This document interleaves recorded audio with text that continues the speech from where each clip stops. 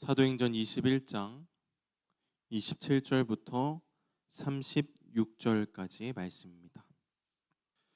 그 이래가 거의 참에 아시아로부터 온 유대인들이 성전에서 바울을 보고 모든 무리를 충동하여 그를 붙들고 외치되, 이스라엘 사람들아 도우라.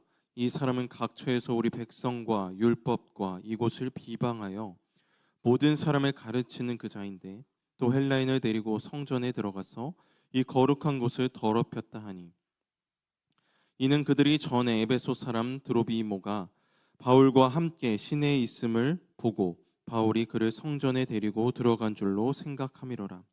온 성이 소동하여 백성이 달려와 모여 바울을 잡아 성전 밖으로 끌고 나가니 문들이 곧 닫히더라. 그들이 그를 죽이려 할 때에 온 예루살렘이 요란하다는 소문이 군대의 천부장에게 들리매 그가 급히 군인들과 백부장들을 거느리고 달려 내려가니 그들이 천부장과 군인들을 보고 바울 치기를 그치는지라. 이에 천부장이 가까이 가서 바울을 잡아 두 쇠사슬로 결박하라 명하고 그가 누구이며 그가 무슨 일을 하였느냐 물으니, 무리 가운데서 어떤 이는 이런 말로 어떤 이는 저런 말로 소리치거늘 천부장이 소동으로 말미암아 진상을 알 수 없어 그 영내로 데려가라 명하니라. 바울이 중대에 이를 때에 무리의 폭행으로 말미암아 군사들에게 들려가니 이는 백성의 무리가 그를 없이 하자고 외치며 따라감이로라. 아멘. 오늘 주님이 사랑하시는 이 자리에 함께 나오신 성도들을 주님의 이름으로 축복합니다. 예수 그리스도의 십자가의 의미를 깨닫고 예수 그리스도의 십자가를 따르며 살아가는 저희들 되기를 간절히 축원합니다. 혹시 이 영화 포스터 기억나십니까?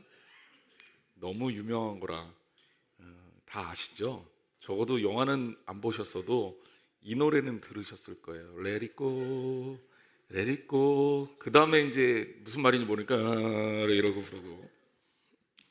자, let it go, let it go. 내버려 두세요. 날 내버려 둬.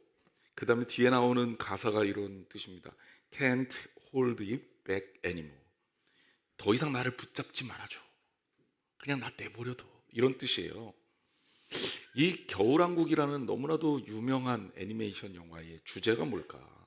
그냥 영화를 보신 분들은 되게 예쁜 애니메이션, 아름다운 음악, 그리고 또 재미있는 스토리 이런 것들을 생각했겠지만 이 영화가 향하고 있는 그 주제는 소통입니다. 얼어붙은 마음을 상징하는 게 겨울왕국이에요. 이 겨울왕국이 되면 다 얼어버리잖아요. 그 겨울왕국이 녹아지는 것이 마음이 열리는 겁니다. 이 영화의 주인공이라고 할 수 있는 동생 안나는 언니 엘사를 향해서 이렇게 외칩니다. Do you wanna build a snowman? 이렇게 외쳐요.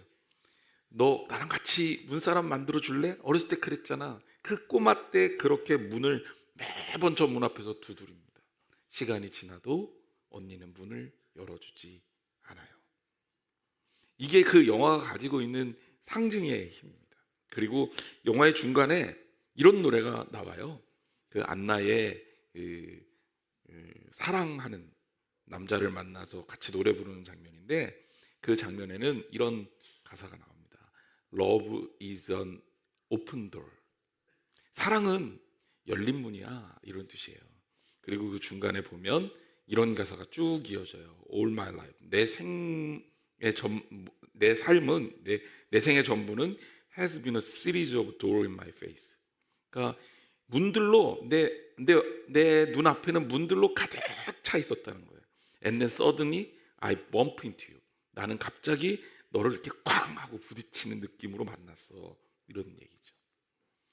요즘에 우리 바이블 아카데미 하는데 영어 성경 공부반이 그렇게 공부를 열심히 한대요. 그래서 제가 나도 관심 있다 그래서 영어를 좀 읽어드렸습니다. 사랑은 열린 문이다 이러면서 이 노래가 이렇게 진행이 되고 결국 나중에는 이제 겨울왕국에 눈이 녹고 그리고 꽃이 피죠. 아이들이 보는 애니메이션 영화지만 문을 열고 서로 소통하는 것이 진정한 사랑이다라는 아주 소중한 메시지를 담고 있습니다. 닫혀있는 문이 아무리 두드려도 열리지 않는 문이 사랑일 리 없고, 그게 우리의 소중한 가치일 리 없지요. 우리의 가치와 우리의 목표는 바로 열려진 문이어야 합니다. 이게 사랑의 방식입니다. 사순절을 지나면서 우리는 예수 그리스도의 십자가를 생각하고 있습니다. 이제 돌아오는 고난주간에 우리는 특별 새벽 기도회를 하며 십자가를 기억하며라는 주제를 가지고 그리고 한 주간을 보낼 터인데요. 십자가의 의미가 뭘까? 우리가 십자가를 늘 바라보고 있고 또 흔하게 상징으로서 받아들이고 있지만 십자가가 무엇을 말하는 걸까? 십자가는 소통입니다. 이 땅에 있는 죄인이었던 우리, 더 이상 하나님과 대화할 수 없었던 우리, 그 꽉 막혀 있었던 죄 때문에 갑갑해서 더 이상 하나님과 교제할 수 없었던 우리가 하나님과 교제할 수 있도록 열어놓으신 문이고 길이에요. 그게 십자가예요. 그리고 십자가의 수평은 그렇게 하나님과의 관계를 통해 회복되어진 우리가 성도와 성도, 사람과 사람이 만나서 마음과 마음을 통해 소통을 하는 바로 사랑의 의미를 가진 또 다른 수평적 소통을 상징합니다. 그래서 십자가는요, 수직적 소통과 수평적 소통이 맞는, 즉 하나님 사랑과 인간 사랑이 함께 만나는 것을 상징하는 의미를 담고 있습니다. 오늘 성경의 본문 이야기를 보면요, 바울이 예루살렘 성전에서 핍박받는 모습을 마치 굉장히 서사적으로 묘사하고 있는데요. 바울이 생각해 보십시오. 우리가 지난주 말씀을 이렇게 되돌이켜 보면 바울이 유대인 기독교인과의 마찰을 피하고 화해하기 위해서 그가 스스로 나시린들의 결례에 참여해서 그들을 위해서 나시린들의 마지막 삭슬 다 제사를 치러주고 바울 스스로도 머리를 깎아서 결례에 참여하고 하나님께 제사를 드리는 장면이 우리가 어제 지난주에 봤던 그런 모습입니다. 자, 그 결례가 거의 끝나가는 때입니다. 자, 27절 말씀을 보면 이렇게 얘기가 진행이 됩니다. 그 이래가 거의 참에 아시아로부터 온 유대인들이 성전에서 바울을 보고 모든 무리를 충동하여 그를 붙들고 라고 했어요. 이래가 거의 찼다는 것은 바울이 나시린 서원을 한 사람들과 함께 성전에서 희생 제물을 드리는데 그 일을 이제 다 마쳤다는 이야기입니다. 아시아에서 온 유대인들, 즉 이 사람들은 예루살렘 출신의 유대인들이 아니에요. 주로 이제 우리가 성경학자들은 이들이 에베소에서 왔을 거다 이렇게 추정을 하는데, 왜냐하면 바울을 공격했던 그 빌미 중에 에베소 사람 드로비모와 함께 시내에 있던 것을 보고 그를 성전에 들인 줄로 알고 바울을 공격했거든요. 그러니까 이 사람들이 드로비모를 알아봤던 것으로 봐서 에베소에서 바울과 충돌이 있었던 유대인들 일부였을 거예요. 그들이 오순절을 지키기 위해서 예루살렘으로 온 겁니다. 즉 성지순례처럼 이렇게 와서 그리고 그들도 나름대로 성전에 출입을 하며 절기를 지키는 거죠. 이 디아스포라 유대인들이 결례를 행하는 동안에는 바울을 잡지 못하고 있다가 결례를 마치자마자 바울을 공격하고 바울을 붙잡은 겁니다.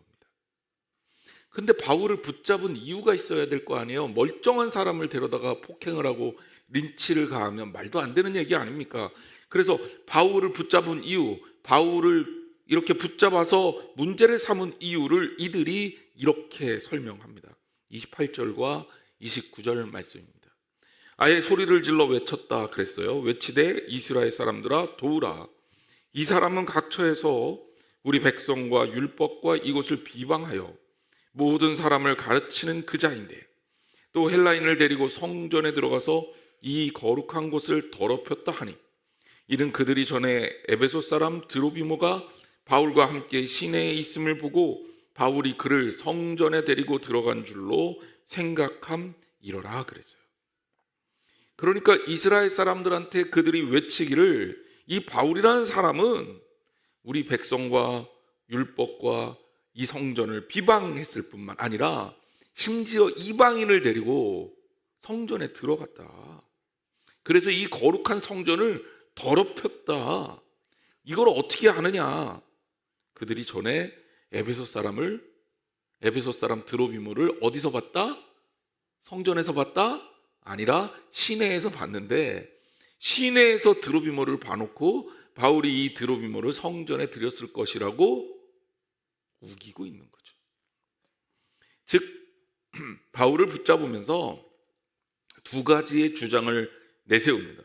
첫째는 율법을 모독하는 사람이다. 백성과 율법과 성전을 비방하고 모독하는 사람이다. 바울에게 씌운 굴레입니다. 바울이 정말 그랬나요? 아니죠. 두 번째는 뭡니까? 헬라인은 이방인을 데리고 성전에 들어갔다. 헬라인을 데리고 성전에 들어갔다는 근거가 뭐예요? 시내에서 저 드로비모 봤는데, 바울과 함께 있던 거 봤는데, 뭐 그런 얘기입니다. 근데 이 말이 안 되잖아요. 시내에서 본 거지 성전 안에서 본 게 아니지 않습니까? 어처구니가 없는 일이죠. 비약도 너무 심하죠. 왜 그렇습니까? 악의 때문에 그래요. 악의. 누군가에게 미워하는 감정을 가지고 있으면 사람은 그 사람이 하는 행동을 다 믿게 보고요, 심지어 하지도 않은 일을 연장시켜서 유추하고 확대하고 과장합니다. 악의가 있으면 없던 일도 있었던 것으로 둔갑시켜 버립니다. 그런데 한 사람이 그런 얘기하면 에이 아니지라고 얘기하는데, 그런 사람들이 많아지잖아요. 그러면 진짜 없던 일도 있던 일로 되어버립니다. 제가 원래 성격이 좀 예민한 편은 아닙니다. 그래서 누가 무슨 얘기를 하든지 그다지 많이 신경 쓰는 편은 아니에요. 그런데 살면서 아주 몇 차례 말도 안 되는 오해를 받아본 경험이 있어요.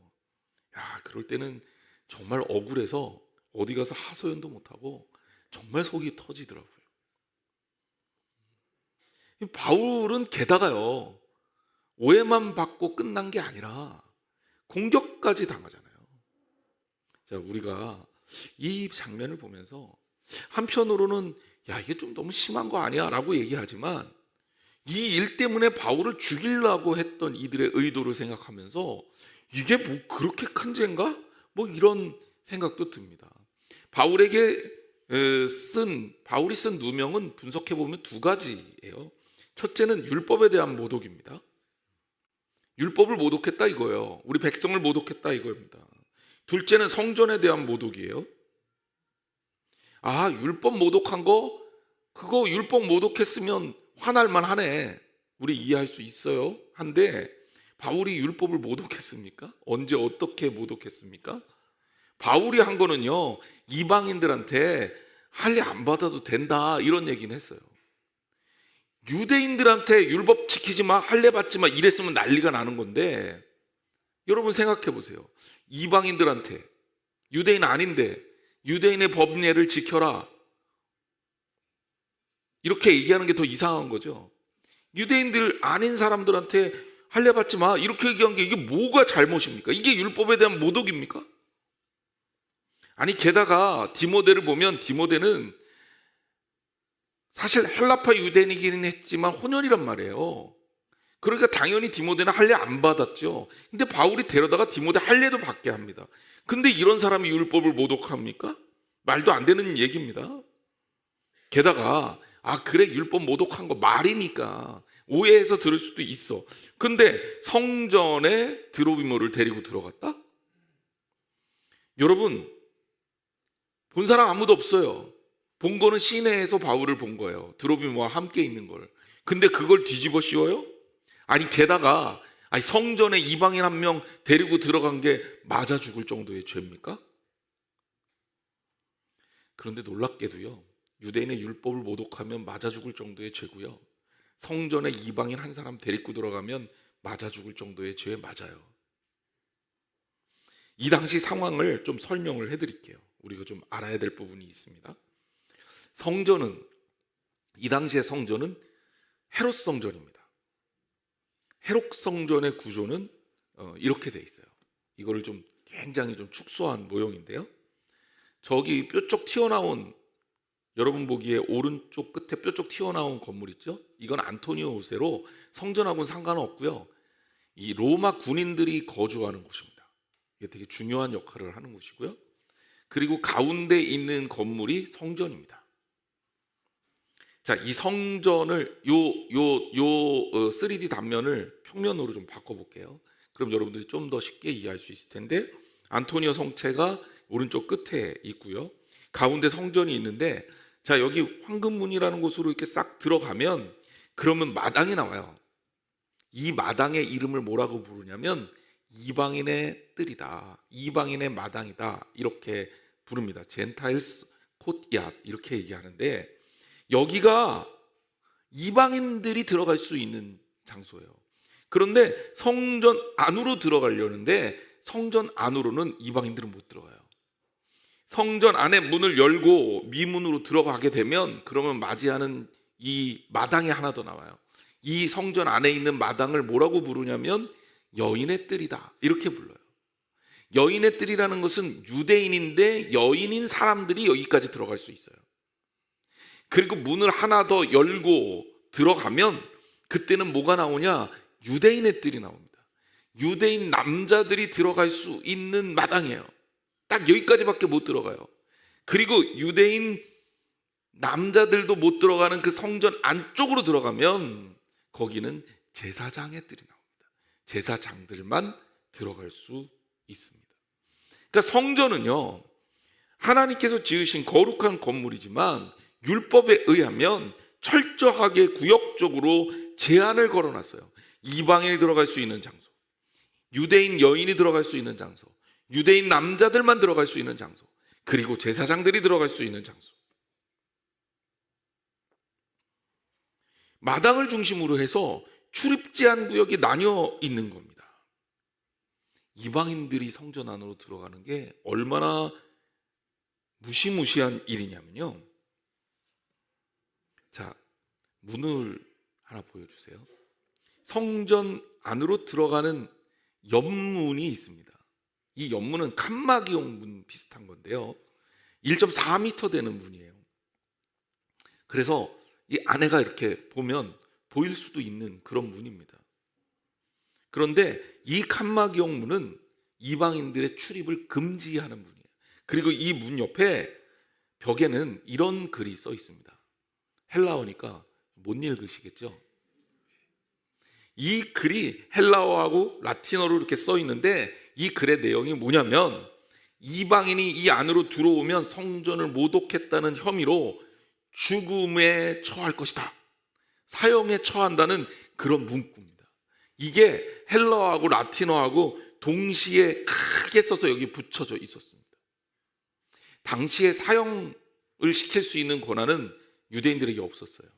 로마 군인들에게 있었죠. 로마에서 써서 붙인 거예요.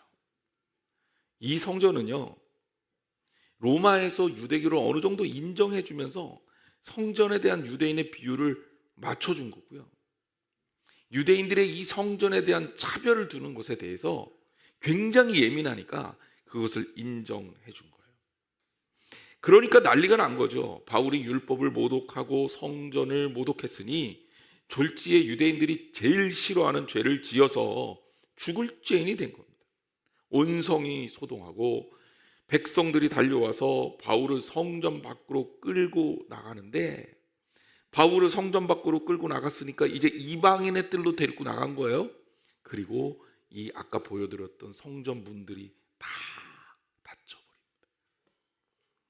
성경 말씀을 보면서 30절에 보면 바울이 끌려 나오고 성전 문들이 닫혔다, 이런 표현이 되어 있습니다. 굳이 이 표현은 안 써도 되는 표현이 쓰여져 있는 거예요. 자, 그리고 이 백성들이 바울을 잡아서 누군가를 데리고 가서 난동을 피우고 있다는 소문이 천부장들한테 들리니까, 아까 그 안토니오 요새 있죠? 그 안토니오 요새의 주둔에 있던 천부장이 백부장들과 군인들을 데리고 막 달려옵니다. 그러니까 누가 막고 있어요? 그래서 거기에서 바울을 구원합니다. 32절 말씀이 그 이야기를 전하고 있죠. 같이 한번 읽어보겠습니다. 시작. 그가 급히 군인들과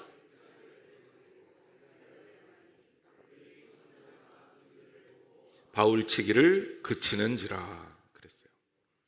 천부장과 군인들을 보고 바울치기를 그쳤다는 거니까 역으로 얘기하면 그들이 올 때까지 바울은 그때까지 계속 어떻게 한 거예요? 맞고 있는 거예요. 집단 린치를 당하고 있는 거죠.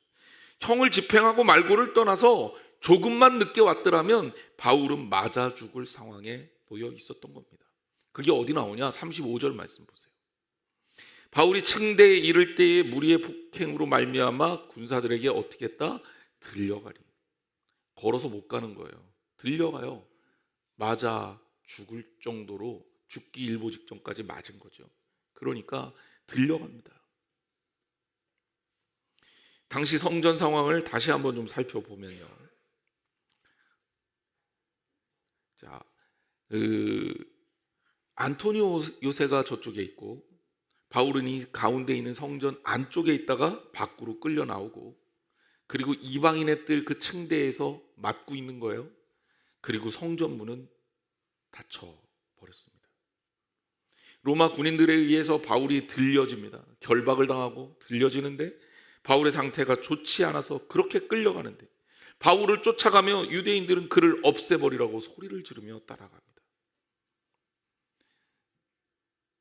예수를 십자가에 못 박으라고 고함을 치던 유대인들의 모습과 이렇게 묘하게 겹쳐지는 모습입니다. 저는 예루살렘 성지 순례를 몇 차례 갔습니다. 근데 갈 때마다 마음 아픈, 마음 저린 그런 모습이 있어요. 자, 예루살렘 전경을 보면요, 이 예루살렘 전경이거든요. 최근에 찍은 사진이라고 합니다. 여러분들께 물어볼게요. 예루살렘 성전이 있던 자리가 어디였을까요? 너무 잘 아는, 너무나도 눈에 확 띄는 거대한 번쩍번쩍한, 이거를 우리가 황금돔이라고 부르는데 황금으로 어마어마하게 도금을 해놓은 그런 돔이 하나 있죠. 저기가 지금은 이슬람 사원입니다. 황금 사원이라고 불리우는 이슬람 사원이에요. 예루살렘의 랜드마크처럼 됐어요. 성전이 저 땅에 세워져 있었던 거예요. 그런데 성전이 싹 다 무너져 버리고, 그리고 저기에 이슬람 사원이 세워져 있단 말이에요. 저는 처음에 저기에 가서 예루살렘을 이렇게 내려볼 수 있는 위치가 있어요. 산 꼭대기에 가서 예루살렘을 바라보면서 하나님 왜 우리가 예루살렘을 보지 못하게 하셨나요? 만약에 목사인 나, 신학생이었던 나, 그리고 기독교인인 내가 성전을 좀 보고 싶은 거예요. 하나님이 어떤 마음으로 이 성전을 짓게 하셨는지, 그 성전의 모습은 어떠했는지. 더더군다나 예수님 당시에 있었던 그 성전은요, 이따가 다시 자세하게 설명하겠지만 너무너무 아름답고 화려한 건축물이었거든요. 예루살렘 성전의 역사를 좀 같이 생각해 봅시다. 다윗에 의해서 준비되어지고 성전은 솔로몬에 의해서 지어졌죠. 이걸 우리가 솔로몬 성전이라고 하고 제1성전이라고 얘기를 합니다. 그런데 이 솔로몬 성전이 쭉 유지가 되다가 바벨론에 의해서 유다가 망하면서, 남유다가 망하면서 느부갓네살 왕에 의해서 완전히 성전이 무너져 버립니다. 1성전이에요. 성전이 무너졌었는데 바벨론 포로 귀환이 일어나죠. 스룹바벨이 주도하에 성전이 다시 재건됩니다. 이때가 포로 귀환 시대에 이루어졌던 제2성전이고 스룹바벨 성전이라고 불리웁니다. 이게 꽤 오랫동안 버티다가 로마 시대 때 로마 장군 폼페이우스에 의해서 제2성전이 또 파괴가 돼요. 그리고 나서 얼마 안 있다가 이 헤롯이 왕에 오르면서 헤롯 대왕이 유대인들의 비유를 마치고 통치를 좀 편하게 하려고 기가 막히게 성전을 아름답게 짓습니다. 그것을 우리가 헤롯 성전 제3성전이라고 하는데 나중에 로마 장군 디도에 의해서 파괴돼 버립니다. 이 이후에 로마 황제 하드리아누스는 파괴된 성전 위에 로마 신전을 지어버려요. 그렇다가 나중에 여기에 이슬람 사원이 세워집니다. 그래서 오늘날까지 이어지고 있는 저 황금돔이 우리 눈에 보여 있는 거죠. 하나님을 섬기는 신앙인의 입장에서, 그리고 말씀을 가르치는 목사로서도 성전을 좀 보고 싶은데 거대한 황금사원을 보고 있고 웬만하면 가지도 못하니까 속상함이 이루 말할 수가 없는 거예요. 이런 질문을 해봅니다. 왜 하나님은 우리에게 성전을 남기지 않았을까? 왜 하나님은 성전을 우리에게 보여주지 않았을까? 오늘 본문을 읽고 반복해서 묵상하면서 저는 인간이라는 존재에 대해서 다시 한번 깊이 생각하게 됐습니다.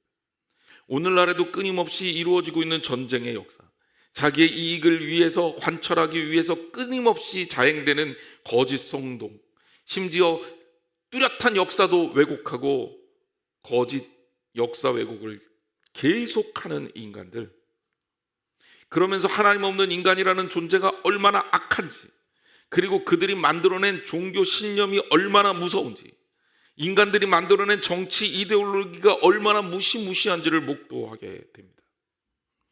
예루살렘에서 죄 없으신 주님이 십자가에 못 박히신 것을 경험했습니다. 우리는 그 이후에 바울이 유대인들의 결례를 지켜가며 복음을 위해서 최선을 다하고 있는데, 바울에 대한 악의 그리고 개인적인 원한 때문에 사실을 호도하고 누명을 씌워 바울을 죽이려 하고 있는 인간의 민낯들을 본문에서 보게 됩니다. 이들이 더더군다나 무시무시한 것은 하나님을 충실히 섬긴다고 외치는 사람들이며 종교적 열심으로 가득 찬 사람이라는 거예요. 이게 왜 우리에게 그렇게 무시무시하냐? 하나님의 뜻하고는 전혀 상관없는 일들을 자행하고 있기 때문입니다. 하나님을 믿는다고 하면서, 하나님을 섬긴다고 하면서, 하나님을 사랑한다고 하면서 하나님이 가장 싫어하는 일을 하고 있었다는 거예요, 유대인들이. 그러면서 이렇게 질문하고 싶습니다. 과연 나는 바울을 모함하고 저 죽이려 드는 저 유대인들과 무엇이 다를까? 과연 우리는 악의가 하나도 없는 정말 깨끗하고 순전하고 순수한 신앙인인가? 그리고 오늘날 우리 교회는 바로 그러고 선한 아름다운 모습으로 그렇게 서 있는가? 프랑스 철학자 앙리 베르그송은 종교를 닫힌 종교와 열린 종교로 구별을 합니다. 닫혔다라는 건 무엇을 말하냐면, 집단 성원이 내부적으로만 긴밀한 관계를 가지고 집단 밖에 대해서는 배타적 태도를 취하는 것을 말합니다. 그리고 심지어 그들의 신학은 벌받을까 무서워서 종교 생활을 하는 사람들을 향해 베르그송은 닫힌 종교라고 표현합니다. 이 당시, 예수님 당시, 바울 당시의 이 유대인들의 종교가 전형적인 닫힌 종교의 모습을 보여주고 있는 겁니다. 반면 열렸다는 것은 적극적으로 외부, 나와 미래와 소통하며 함께 성장하는 자세를 갖는 것을 말하죠. 우리는 이런 질문을 해봅니다. 우리가 믿는 기독교는 열린 종교입니까? 닫힌 종교입니까? 우리가 믿는 복음은, 우리가 생명처럼 이야기하는 복음은 과연 닫혀 있는 복음입니까? 열려 있는 복음입니까? 30절 말씀을 가슴에 다시 한번 새겨봅니다. 온 성이 소동하여 백성이 달려와 모여 바울을 잡아 성전 밖으로 끌고 나가니 문들이 곧 닫히더라. 이방인들이 접근하지 못하게 성전문을 닫아버리고 그들이 한 발자국이라도 안으로 들어오면 사형에 처한다는, 죽여버릴 거라는 무시무시한 경고문을 적어놓은 성전, 그 안에 있던 바울이 끌려 나가고 매를 맞으면서 그 성전이 닫혀버렸어요. 이 당시의 성전인 제3성전 헤롯 성전은 기원전 20년경부터 건축을 시작한 건물입니다. 아주 굉장히 짧은 시간 안에 성전의 모양을 갖추고 다 지었는데, 얼마나 많은 인원들이 투입이 되냐면 이 성전 공사를 하는데 제사장만 100명이 동원됐고요. 함께 참여한 인부가 2만 명입니다. 2만 명. 그리고 이 성전은요, 언제까지 지어졌냐면 AD 64년까지 지어졌습니다. 그러니까 예수님 당시에도, 바울 당시에도 이 성전은 계속 공사 중이었다는 거죠. 그렇게까지 아름답게 짓기 위해서 무지무지한 인력과 물자를 동원해서 지은 정말 화려한 건물입니다. 대리석의 높이가 평균 90에서 120cm 정도 됐다 그래요. 대리석 하나가. 그러니까 돌 하나도요, 하찮은 돌은 쓰지 않은 거예요. 심지어 어떤 대리석은 사이즈가 어떻게 되느냐, 12m짜리 대리석이 있었대요. 그거를 산에서 띄워왔다고 생각해 보세요. 무게는 100톤이 넘는데. 그런 돌을 가져다가 그야말로 당대 최고의 건축으로 세워진 게 헤롯 성전입니다. 심지어 유대 랍비들은 이 성전을 보면서 뭐라고 자랑을 했냐면, 이 성전을 보지 못한 사람들은 아름다움이 뭐야 이렇게 얘기할 자격이 없다. 그만큼 성전이 아름다웠던 얘기죠. 그런데 이 성전 보십시오. 이 성전은요, 주님의 뜻에 따라 지어진 게 아니라 헤롯 대왕이라는 정치적 왕이 정치적 목적을 위해서 유대인들 비유 맞추려고 지은 그런 건물이고요. 이 성전은요, 유대인들이 전유물이 돼버렸습니다. 예수님 십자가에 달려 돌아가실 때 이 성전 휘장이 위에서부터 아래로 쫙 찢겨버렸어요. 그리고 이 성전 얼마 가지도 않아서 무너져버리고 완전히 다 쓸려버립니다. 이 상징은 무엇을 말하냐면, 이 성전이 하나님이 원하시는 구원하고 상관없다는 거예요. 그저 구경하는 건물이 되어버린 아름다운 건축물로서의 성전은 하나님이 기뻐하시는 성전이 아니라는 거예요.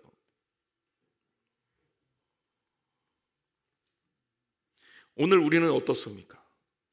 오늘 우리 한국교회는, 우리 기독교 대한감리교는 어떻습니까? 우리는 무엇을 위해서 이 자리에서 예배하고 있습니까? 내 눈에, 내 마음에 누가 보입니까? 우리는 사랑하고 소통하기 위해 모였습니까? 문을 열고 화해하고 관계하고 아끼고 품고 포용하기 위해 모였습니까? 아니면 누군가를 공격하고 차별하고 선을 긋고 넘어오지 말라고 배격하고 배타적인 태도를 가지고 이 자리에 모였습니까?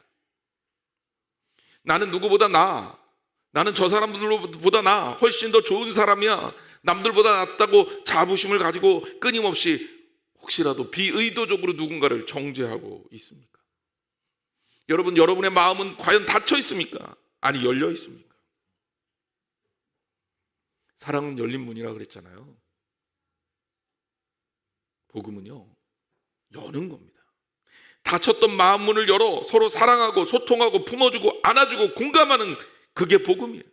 그걸 위해서 예수님께서 이 땅에 오신 거예요. 우리하고 하나님하고 소통이 안 되니까, 문이 닫혀서 구원의 길이 없으니까 문은 왜 만들어 놓습니까? 단이라고 만들어 놓은 거예요. 벽은 닫힌 걸 상징하고 문은 통로, 소통을 상징하는 거 아닙니까? 그런데 그 문을 닫아 놓으면 무슨 의미가 있습니까, 도대체? 기억하십시오. 유대인들이 그대로 그렇게 지키기를 원했던 신분의 차별. 이방인들보다 우리가 나아, 여인들보다는 우리가 나아, 애들보다는 우리가 나아.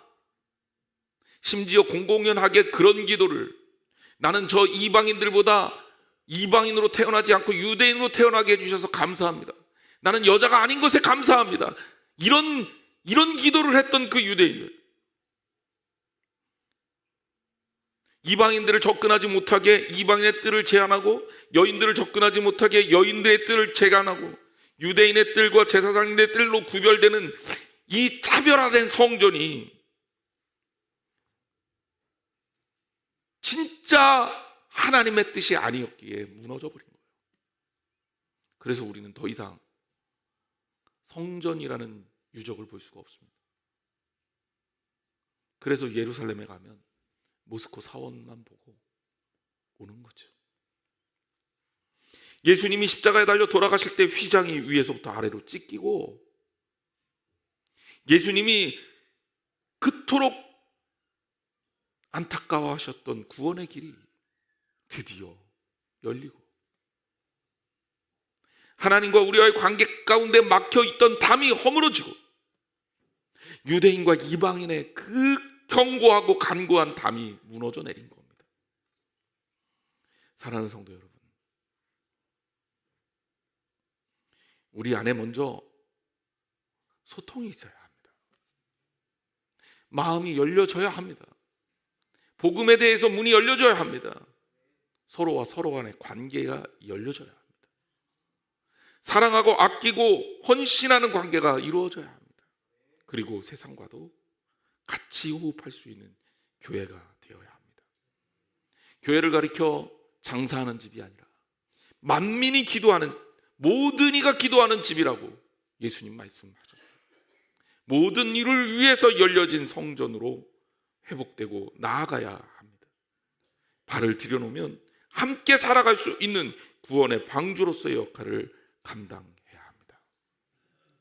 복음은 열린 문입니다. 그러기에 성도는 열린 존재여야 하고 교회는 열린 교회여야 합니다.